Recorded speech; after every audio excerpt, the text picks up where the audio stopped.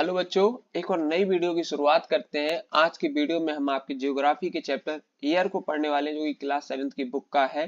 तो इसको स्टार्ट करते हैं, चलिए शुरू करते हैं। तो सबसे पहले हम देखते हैं कि हमारी पृथ्वी के चारों तरफ क्या है भाई, एक एटमॉस्फेयर है। पृथ्वी को किस तरीके से कवर कर रखे हैं, जैसे कि पृथ्वी ने क्या एक ब्लैंकेट ओढ़ लिया हो।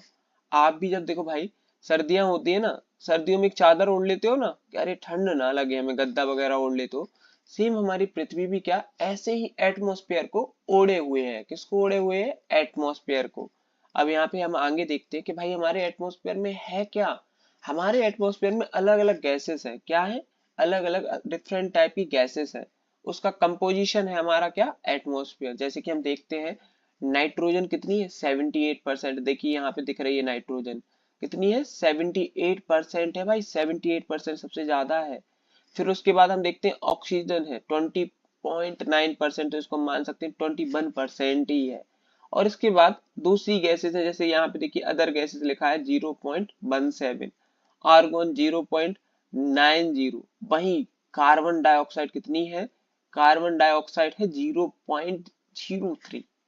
अपन बात करें अगर, हमारे एटमॉस्फेयर में सबसे ज्यादा कौन सी गैस है? नाइट्रोजन है, प्लेंटीफुल है। नाइट्रोजन के बाद क्या है? ऑक्सीजन है। अब यहाँ पे हम बात करते हैं कि आपको पता होगा कि हम जैसे ह्यूमन बीइंग हम ब्रीथ करते हैं ना, सांस लेते हैं, ऑक्सीजन लेते हैं ना। तो हम क्या ऑक्सीजन प्योर लेते हैं? नहीं लेते हैं। हम ऑक्सीजन क्या लेते हैं? मिक्स लेते हैं अलग अलग गैसेस के साथ। और फिर हमारे बॉडी के अंदर जाते ही हैं वो। और हम क्या करते हैं, उनमें से जो हमें नीड होती है, जैसे ऑक्सीजन की हम नीड होती है, हम उसको इनहेल कर लेते हैं और बाकी सारी गैसेस को क्या कर देते हैं? एक्सेल, यानी कि उनको बाहर निकाल देते हैं। लेकिन भाई हमारे प्लांट्स का तो आपको पता है, प्लांट्स फोटोसिंथेसिस की प्रोसेस करते हैं। तो वो क्या करते हैं? वो ऑक्सीजन तो उस प्रोसेस से ले लेते हैं, लेकिन नाइट्रोजन की उनको जरूरत होती है। नाइट्रोजन वो कैसे लेंगे? नाइट्रोजन लेने के लिए वो क्या करते हैं, उनकी जो रूट्स होती है ना, देखो ये दिख रही है, एक प्लांट की रूट्स दिख रही है ना। तो इसमें क्या होते हैं? छोटे छोटे से बैक्टीरिया होते हैं। इन बैक्टीरिया की हेल्प से बैक्टीरिया क्या करते हैं? एटमॉस्फेयर से नाइट्रोजन लेते हैं और उसके नाइट्रिफिकेशन करते हैं। और इन नाइट्रिफिकेशन करने के बाद इन प्लांट्स को, रूट से वो क्या दे देते हैं? नाइट्रोजन दे देते हैं। क्योंकि प्लांट्स को भी नाइट्रोजन की क्या होती है? नीड होती है। याद रखना कि प्लांट्स नाइट्रोजन को एटमॉस्फेयर में से कैसे लेते हैं। अब यहाँ पे साथ ही साथ ये प्लांट्स में देखिए, आप छोटे छोटे से देख रहे हैं, ये देखने को दिख रहे होंगे आपको, देखो गांठें टाइप की बन रही है। ये वो ही बैक्टीरिया है। ये मेनली चना वगैरह के पेड़ में पाया जाता है। देखिए आप देख रहे हैं, आप भी इसको अपने आसपास घर के देख सकते हैं। अगर कहीं पे चना वगैरह का पेड़ लगा हो तो वहां पे जाके आप देख सकते हैं। वो ही यहाँ पे लिखा हुआ है कि प्लांट्स देखिए नाइट्रोजन डायरेक्टली एयर से ले नहीं सकते हैं। इसलिए प्लांट की रूट्स में क्या होते हैं? छोटे छोटे बैक्टीरिया होते हैं, जिससे कि वो गांठें बनी है ना, वो बैक्टीरिया ही है। उसकी हेल्प से प्लांट क्या करते हैं? नाइट्रोजन की प्रोसेस करते हैं, नाइट्रिफिकेशन, जिससे उनको नाइट्राइट्स मिल जाते हैं। अब भाई हम अपनी पृथ्वी के ऊपर देखते हैं ना, अरे आप अपने ऊपर देखिए, पृथ्वी के आपको कुछ दिख रहा है? नहीं दिख रहा होगा। लेकिन भाई हमारी पृथ्वी के ऊपर बहुत सारी लेयर्स है। क्या है?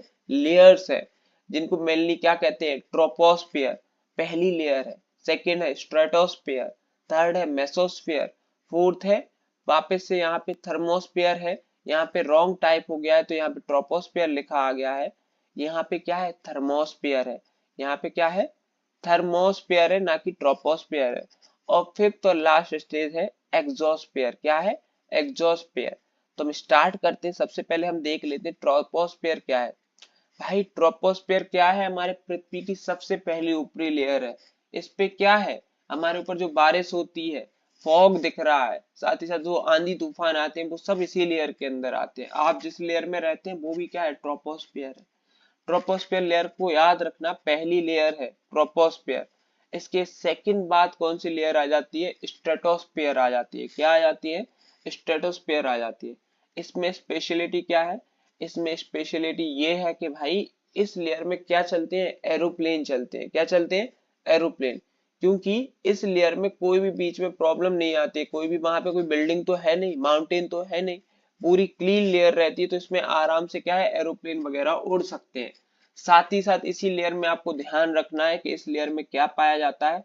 ओजोन गैस पाई जाती है। इसकी पूरी एक परत पाई जाती है, जो हमें किससे बचाती है? यूवी रेस से बचाती है। किससे बचाती है? यूवी रेस से प्रोटेक्ट करती है। कौन? Ozone gas.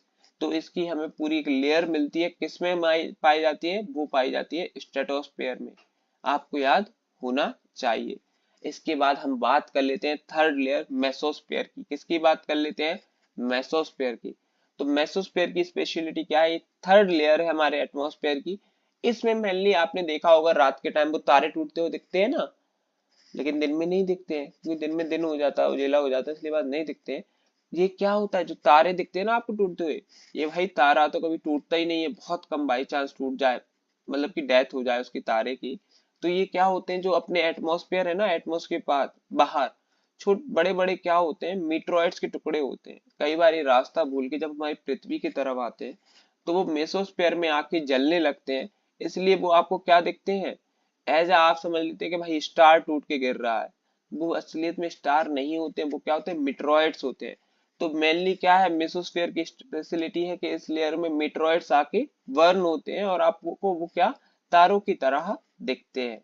अब हम बात कर लेते हैं फोर्थ लेयर, सबसे इंपॉर्टेंट लेयर है, इससे क्वेश्चन बनते हैं, क्या है, थर्मोस्फेयर। क्या है, थर्मोस्फेयर। कई बार आपको बहुत से टीचर इसको आयोनोस्फीयर भी कह के पढ़ाते हैं, तो सही है, आयोनोस्फीयर भी इसी से कहते हैं। इससे भाई थर्मोस्फीयर और आयोनोस्फीयर क्यों कहते हैं, क्योंकि इसमें आप जैसे जैसे ऊपर ऊपर की यानी कि ऊपर की तरफ जाएंगे, इसमें क्या, टेम्परेचर बढ़ने लगता है। क्या बढ़ने लगता है, टेम्परेचर बढ़ने लगता है। और साथ ही साथ जैसे जैसे हाइट बढ़ेगी उसके साथ टेम्परेचर बढ़ेगा। अब यहाँ पे लिखा आता है ionosphere is a part of this layer. Ionosphere क्या है, इसकी मोस्ट ऑफ द इसमें जो गैसेस है, जो स्पेस है, वो क्या है, आयोनाइज्ड है, मतलब कि एक तरीके से वो धूप की किरणें वहां पे डायरेक्ट पड़ती है, वो गर्म होता है, गर्म जगह है पूरी। और धीरे धीरे जैसे ही आप ऊपर की तरफ जाएंगे तो यहाँ पे क्या, टेम्परेचर बढ़ता है। इसके बाद इस लेयर को सबसे ज्यादा आइडियल किसके लिए माना जाता है, इसके लिए रेडियो के लिए माना जाता है, रेडियो ट्रांसमिशन के लिए। साथ ही साथ इसमें रेडियो वेव्स के लिए। आपकी जो सारी सैटेलाइट है वो इसी के आसपास घूमती रहती है, थर्मोस्फीयर में ही रहती है मेनली, साथ सैटेलाइट्स आपकी।